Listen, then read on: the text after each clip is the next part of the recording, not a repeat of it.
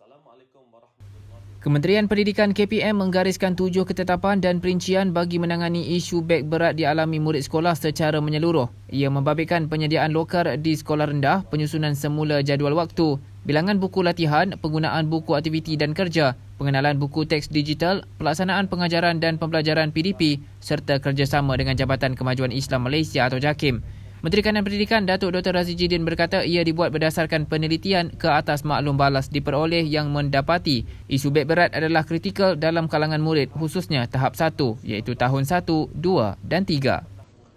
Di sini saya ingin berkongsikan 7 ketetapan dan perincian KPM untuk menangani isu beg berat ini secara menyeluruh. Pendekatan pertama adalah untuk menyediakan loker di sekolah rendah yang mengikuti kelas secara 2 sesi. Pendekatan ini akan dilaksanakan melalui 2 fasa. Dalam fasa pertama, loker akan disediakan untuk murid yang berada pada tahap 1, iaitu tahun 1, 2 dan 3. Dalam konteks ini, sebanyak 10,662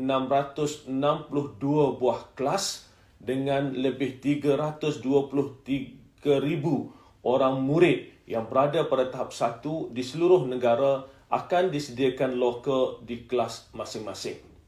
Ini akan melibatkan peruntukan berjumlah RM37.3 juta.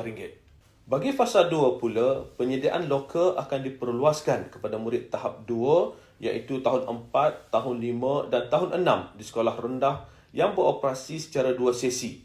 Pelaksanaan dijangka pada tahun 2023. Pendekatan yang kedua adalah berkaitan dengan penyusunan semula jadual waktu. Dalam konteks ini, KPM akan melaksanakan jadual waktu yang menghadkan jumlah mata pelajaran yang diajar di sekolah kepada 3 atau 4 mata pelajaran sehari. Dalam konteks ini, pihak sekolah perlu mengambil kira pelaksanaannya dengan melihat aspek pemberatan subjek, ketersediaan guru dan juga sesi persekolahan. Di samping itu juga, sekolah akan diberi kelonggaran untuk menyediakan jadual waktu mengikut kitaran minggu.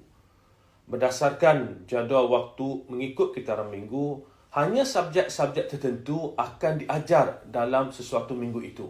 Ini membolehkan jumlah buku teks yang dibawa atau buku-buku aktiviti yang dibawa ke sekolah dapat dikurangkan.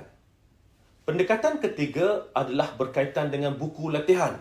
Apabila kami turun ke sekolah, kami dapati ramai murid yang membawa lebih daripada 2 buku latihan untuk sesuatu mata pelajaran. Ini secara tidak langsung menambah berat kepada beg mereka. Oleh yang demikian, kita telah menetapkan bahawa bilangan buku latihan untuk sesuatu mata pelajaran itu adalah tidak melebihi 2 buah buku pada satu masa dan setiap buku latihan ini tidak boleh melebihi 80 muka surat.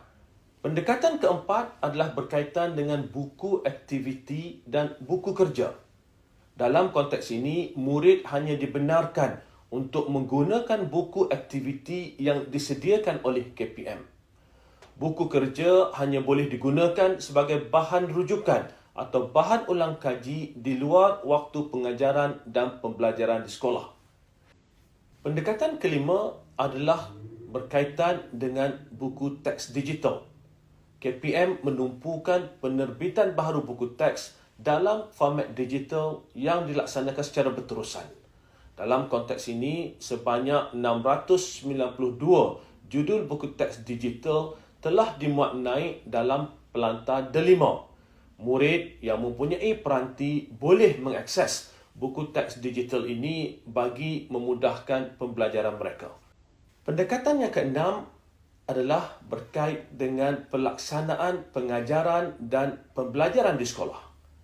Dalam konteks ini, guru digalakkan menggunakan pendekatan pengajaran dan pembelajaran berpusatkan murid, iaitu pembelajaran bertema, modular, pembelajaran berasaskan projek, simulasi amali atau virtual lab atau pembelajaran terbeza. Pendekatan yang ketujuh adalah melalui kerjasama dengan pihak JAKIM. Dalam konteks ini, KPM telah berbincang dengan JAKIM dan akan terus melaksanakan perbincangan ini bagi memastikan murid diberi kelonggaran untuk ke sekolah kafar selepas sesi persekolahan dengan memakai pakaian seragam sekolah. Ini secara tidak langsung membolehkan murid untuk tidak perlu membawa pakaian kelas kafar ke sekolah dan menukarnya bagi mengikuti kelas kafar selepas waktu persekolahan.